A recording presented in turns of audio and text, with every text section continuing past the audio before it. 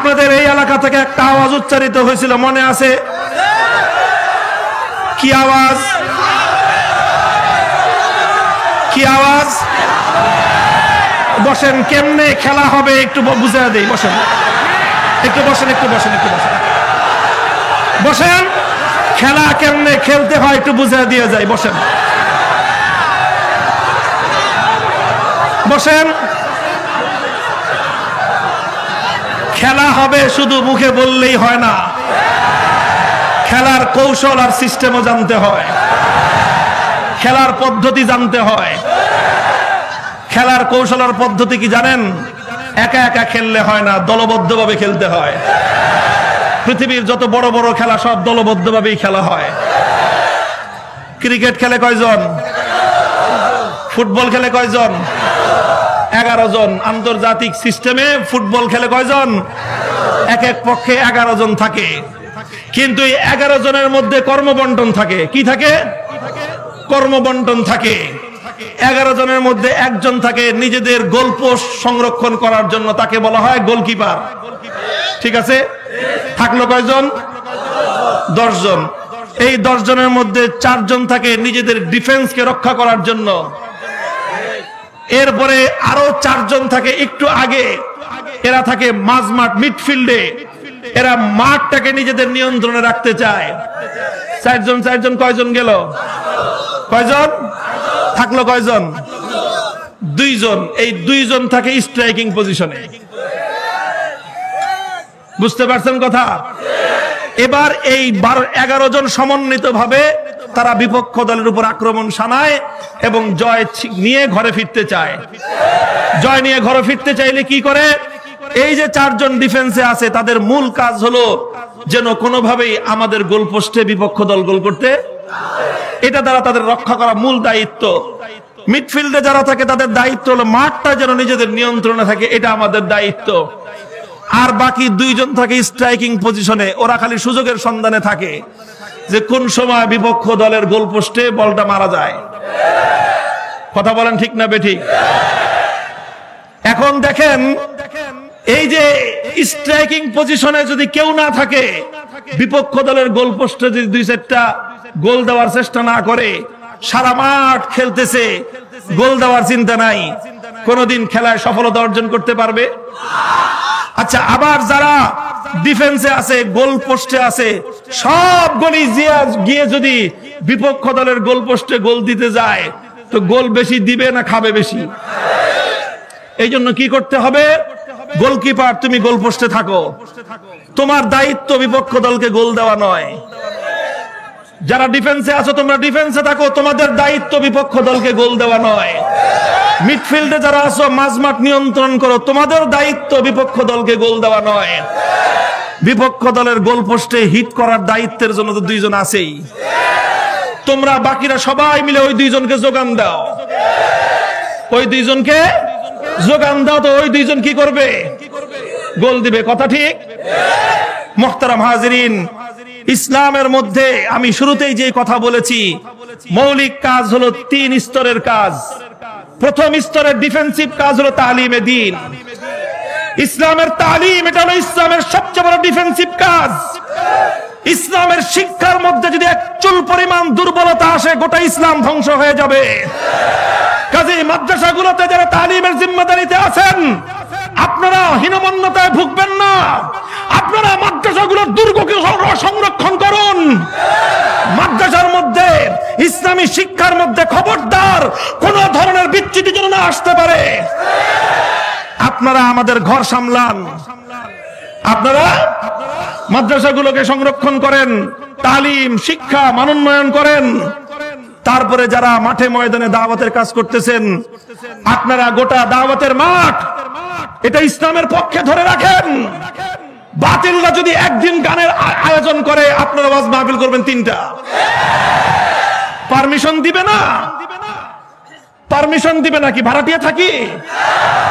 মমতাজের গানের আয়োজন করলে তোমরা খুব সুন্দর হাসতে হাসতে পারমিশন দিয়ে দাও। আমরা কি ভারত থেকে আসছি না পাকিস্তান থেকে আসছি? পরিষ্কার কথা, এটাই আমাদের অধিকারের কথা। শান্তি, শৃঙ্খলা, দায়িত্বশীলতার সাথে মাহফিল করতে হবে। একটা গানের অনুষ্ঠান হবে, 3টা মাহফিল হবে। একটা সাংস্কৃতিক অনুষ্ঠানের নামে বেহায়াপনা হবে, 10টা মাহফিল হবে। যেখানে বেহায়াপনা, যেখানে অশ্লীলতা, যেখানে ইসলাম বিদ্বেষী কর্মকাণ্ড, যেখানে খোদাদ্রোহিতা, সেখানে ব্যাপকভাবে ইসলামের আওয়াজ প্রচার করবেন। মসজিদে মসজিদে দাওয়াতের মেহনত নিয়ে, তাবলীগের মেহনত নিয়ে উলামায়ে কেরাম সহ জামাত যাবেন। এভাবে দাওয়াতের মাধ্যমে যত ধরনের দাওয়াত হতে পারে, দাওয়াত এবং তাবলীগের প্রচলিত যে মেহনত কাকরাইল থেকে, ওই মেহনতের মাধ্যমে, তারপরে অমুসলিমদের কাছে ইসলামের সুশীতল বাণী পৌঁছে দেওয়ার জন্য আরেক মেহনত, অমুসলিমদের কাছে ইসলামের বাণী পৌঁছে দেওয়ার সেই দাওয়াত, এরপরে সামগ্রিক মুসলমানদের কাছে ওয়াজের মাধ্যমে, মাহফিলের মাধ্যমে, সেমিনারের মাধ্যমে, আলোচনার মাধ্যমে দাওয়াতের কথাগুলো পৌঁছে দেওয়ার মাধ্যমে গোটা ময়দানকে ইসলামের সপক্ষে নিয়ন্ত্রণে রাখতে হবে। আর আমাদের মতো 2-4 জনকে ছেড়ে দেন। যেখানেই যখনই দেখবো আল্লাহর কোরআনের বিরুদ্ধাচরণ হয়, যখনই দেখবো ইসলামের কোন মানহানি ঘটে, যখনই দেখবো তাওহীদি চেতনাকে ভুলণ্ঠিত করবার চেষ্টা করা হয়, সেখানে কারো পরোয়া না করে আক্রমণাত্মক ভাষায় কথা বলবো।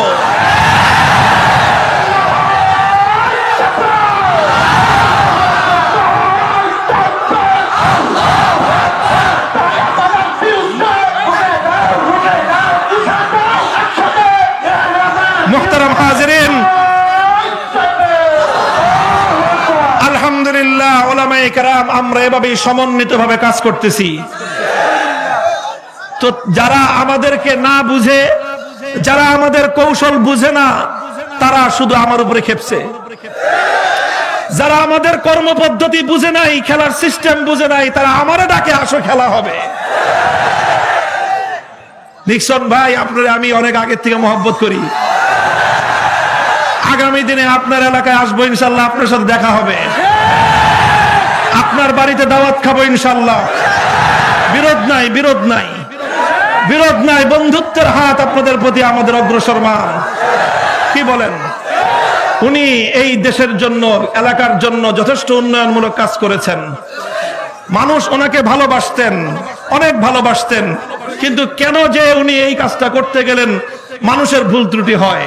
আমি আশা করব যে আলেম ওলামাদের বিষয় নিয়ে কথা বলতে গিয়ে ওনার এটা স্লিপ অফ টাং হয়েছে, ওনার এটা স্লিপ অফ টাং। আপনি মেহেরবানি করে আপনার এই কথাটা প্রত্যাহার করে নেবেন। আমরা আপনাদের ভাই, আপনারা আমাদের ভাই। আমি বারবার বলছি, আমাদের কথা, আমাদের বক্তব্য কোন দলের বিরুদ্ধে নয়। বঙ্গবন্ধুর বিরুদ্ধে তো প্রশ্নই আসে না। তিনি একজন মরহুম মানুষ, একজন মানুষ মারা গেছে। আমাদের ইসলামের উদার আদর্শ হলো একজন মানুষ জীবিত থাকা অবস্থায় তার কিছু সমালোচনা করলে করা যায়। মানুষটা মৃত্যুবরণ করলে তখন তার উস্কুরু মাহাসিনা মাউতাকুম, তার সমালোচনা করা, তার বিরুদ্ধাচরণ করা মুহাম্মদে আরবির আদর্শের মধ্যে নাই। তা আমি কেন ওনার বিরুদ্ধাচরণ করব? আমি তো ওনার ইতিহাস জানি। উনি স্বাধীনতা যুদ্ধে কিভাবে নেতৃত্ব দিয়েছেন সেই ইতিহাস আমি জানি, আপনাদের চেয়ে বেশি জানি। কারণ স্বাধীনতা যুদ্ধের অন্তরঙ্গ কিছু ঘটনা ওনার সাথে আমার বাবার রয়েছে, যেটা আমি আমার বাবার কাছ থেকে শুনেছি, সেটা আপনার বাবার নাই, আপনি জানেন না সেই ঘটনা। কাজে বঙ্গবন্ধু সম্পর্কে আপনার থেকে আমার দুই কলম বেশি জানা আছে, 2 অক্ষর বেশি জানা আছে। আমি কেন ওনার সম্পর্কে বলতে যাব? আমি কেন ওনার সম্পর্কে সমালোচনা করতে যাব? আপনারা যারা আলেম ওলামাদের বক্তব্যকে বিকৃত করে বঙ্গবন্ধুর বিরোধী বক্তব্য বলে সাব্যস্ত করেছেন, আপনারা বঙ্গবন্ধুর অমর্যাদা করেছেন। আপনাদের বক্তব্য প্রত্যাহার করেন। আমি চ্যালেঞ্জ করলাম, আমার কোন কথা, কোন একটা অক্ষর বঙ্গবন্ধুর জন্য মর্যাদা হানিকর দেখাতে পারবেন না। ইভেন আওয়ামী লীগের দলের বিরুদ্ধে আমার কোনো বক্তব্য নাই। আমি সারা বাংলাদেশ ঘুরে দেখেছি, আওয়ামী লীগ বলেন, বিএনপি বলেন, এদেশের তৌহিদি জনতার মধ্যে এক নতুন জাগরণ আমি লক্ষ্য করছি। এরা কেউ তাওহীদ বিরোধী কাজকে পছন্দ করছে না। শিরকি সংস্কৃতিকে আওয়ামী লীগের 80% কর্মীরা পছন্দ করছে না। এটা আমি আমার অ্যানালাইসিস বলছি। কাজী মুহতারাম হাজিরিন, যে কথা বলতেছিলাম, কাজী আমি এই কথাগুলো বলছি এটা দেখে যারা মনে করেন কথাগুলো আমার একার, আপনারা ভুল করছেন। স্ট্রাইকার একা আপনাদের গোল পোস্টে গোল দিতে চায়, এই জন্য যদি মনে করেন ওই বাটাই খালি আমাদের বিপক্ষে, আর বাকি 10টা তো ভালোই। কি বলেন? বিপক্ষ দলের বাকি 10 জন কি আপনার পক্ষে না আপনার বিপক্ষে? শুধু স্ট্রাইকিং পজিশনে যে খেলতেছে তারে আপনি প্রতিপক্ষ মনে করেন কেন? তো বোকার স্বর্গে বসবাস করেন আপনি। আপনি তো খেলার সিস্টেমই চিনেন, বুঝেন নাই। আপনাকে যদি বলতে হয় গোটা আলেম সমাজকে বলতে হবে, আপনাকে যদি কথা বলতে হয় গোটা ইসলামকে আক্রমণ করে কথা বলতে হবে, কারণ আমি যেটা বলেছি গোটা ইসলামের পক্ষ থেকে বলেছি, আমি যেটা বলেছি গোটা ইসলামকে ডিফেন্স করেছি। আমার একটা বক্তব্য কোরআন সুন্নাহর দৃষ্টিতে সামান্য পরিমাণ ভুল প্রমাণ করেন, আমি কথা দিলাম গোটা জাতির কাছে তৎক্ষণাৎ ক্ষমা প্রার্থনা করে প্রত্যাহার করব। এখনো পর্যন্ত আলহামদুলিল্লাহ আমার একটা বক্তব্য কোরআন সুন্নাহর সামান্য পরিপন্থী প্রমাণিত হয়নি। আলহামদুলিল্লাহ, হকের উপর অবিচলতা এবং অটলতার পুরস্কার শুধু আমি একা নই, গোটা বাংলাদেশের মানুষ উপভোগ করবেন। আল্লাহ পাক রব্বুল আলামিন যখন জাতির উলামায়ে কেরাম হক এবং হক্কানিয়াতের ঝান্ডা সমুন্নত করেন, জাতির উলামায়ে কেরাম যখন ব্যক্তি স্বার্থ দুনিয়াবী স্বার্থকে জলাঞ্জলি দিয়ে আল্লাহর দ্বীনের স্বার্থকে ঊর্ধ্বে ধরে তো তুলে ধরবার চেষ্টা করেন, হোক না সেটা মামুনুল হকের মতো একজন সাধারণ নগণ্য মানুষ, আল্লাহ পাক ওই মাধ্যমেই গোটা দেশ এবং শাসকদেরকে আল্লাহ পাক রব্বুল আলামিন সঠিক পথে পরিচালিত করেন। আরে বাচ্চা আকবরের যুগ থেকে বাচ্চা জাহাঙ্গীর এবং আলমগীরের সোনালী যুগ এমনিতে আসে নাই, এমনিতে আসে নাই। বাচ্চা আকবর কত বড় বদ্দিন ছিল, কত বড় বদ্দিন! সে ইসলামকে ধ্বংস করার জন্য নতুন ধর্ম প্রণয়ন করেছিল। কত ঠিক? 50 বছর মেহনত করেছিল ইসলামকে ধ্বংস করার জন্য। কে? কথা বলেন কে? আকবর দা গ্রেট। আর সেই আকবরের ছেলে হলো জাহাঙ্গীর, জাহাঙ্গীরের ছেলে হলো আলমগীর। আলমগীরের জীবন পড়েন, গোটা জীবনের 60 বছরের ক্ষমতার মসনদে বসে একদিন তাহাজ্জুদের নামাজ কাজা হয় নাই। বাচ্চা আলমগীর কে? বাচ্চা আলমগীর যিনি তার জমানার সবচেয়ে লিখিত বড় ফতোয়ার কিতাব ফতোয়া আলমগীরিয়া, যার নেতৃত্বে লিপিবদ্ধ হয়েছে, গোটা দেশের সমস্ত আলেমরা এসে মতামত দিতেন, চূড়ান্ত সিদ্ধান্ত বাদশাহ আলমগীর দিতেন। এই যে বাদশাহ আকবর যে ইসলামকে ধ্বংস করার জন্য দ্বীন এলাহি করলো, আর আকবরের নাতি আলমগীর তাহাজ্জুদের নামাজ কাজা হয় না, জমানার সবচেয়ে বড় বুজুর্গ। এমনিতেই হয়েছে? এমনিতেই? এমনি হয় নাই। আকাশ থেকে বৃষ্টির মতো টপ করে পড়ে নাই, জমিন থেকে গাছের মতো মাটি ফুঁড়েও বের হয় নাই। এই আকবর থেকে আলমগীর পর্যন্ত এই ইনকিলাব আর এই পরিবর্তনের পিছনে একজন মুজাদ্দিদ আল-ফিসানির ত্যাগ, কোরবানির, সাধনার অবদান ছিল। হে আলেম সমাজ, আমি আপনাদেরকে বলবো, উলামা পরিষদের মঞ্চে বসে আপনারা আসুন, আমরা সবাই দুর্বল, আমাদের মাঝে মুফতি আমিনী নাই আর আসবেন না, আমাদের মাঝে শাইখুল ইসলাম আহমদ শফি নাই আর তিনি আসবেন না, আমাদের মাঝে শাইখুল হাদিস আল্লামা আজিজুল হক নাই আর আসবেন না, আমাদের মাঝে হাফিজ হুজুর দ্বিতীয়বার ফিরে আসবেন না, শামসুল হক ফরিদপুরি আবার আমাদের মাঝে ফিরে আসবেন না। আমাদেরকেই তাদের সেই অসম্পূর্ণ দায়িত্ব, তাদের সেই জিম্মাদারি আমাদেরকে কাঁধে তুলে নিতে হবে। বলবেন আমরা তো তাদের মতো অত মহৎ নই, আমরা তো তাদের মতো অত যোগ্য নই, আমরা তো তাদের মতো অত বড় মুখলিস এবং আল্লাহওয়ালা নই।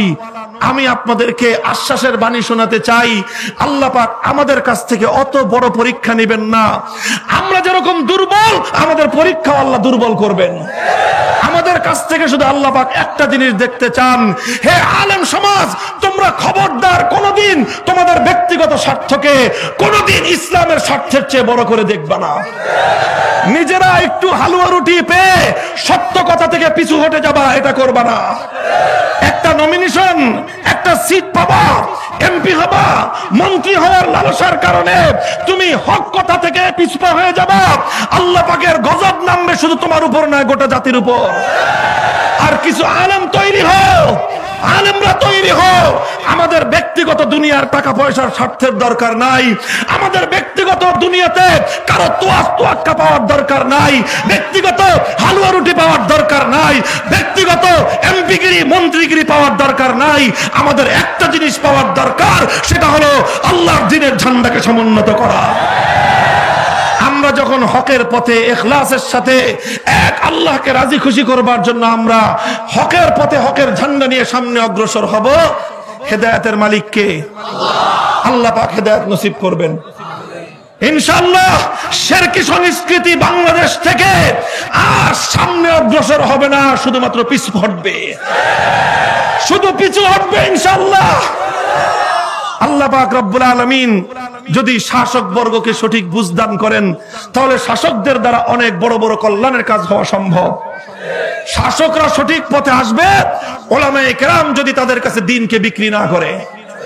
উলামায়ে কেরাম দ্বীন বিক্রি না করলে আল্লাহ পাক রব্বুল আলামিন সমাজের অন্যান্য শ্রেণী এবং পেশার মানুষদেরকে আল্লাহ দ্বীনের হেদায়েত নসিব করবেন। আল্লাহ পাক আমাদেরকে কবুল করুন, তৌফিক দান করুন। ইনশাআল্লাহ হকের পথে আছেন তো? আর যে দৃষ্টান্ত দিলাম, সবাই মঞ্চে এসে মামুনুল হকের মতো এরকম গরম গরম কথা বলতে যায় না। এটা আপনাদের প্রতি আমার নসিহত, এটা আপনাদের প্রতি আমার বিশেষ অনুরোধ। একটু বসেন। যারা তালিমের ময়দানে কাজ করেন তারা নম্রভাবে নিজেদের ঘরগুলো সামলান।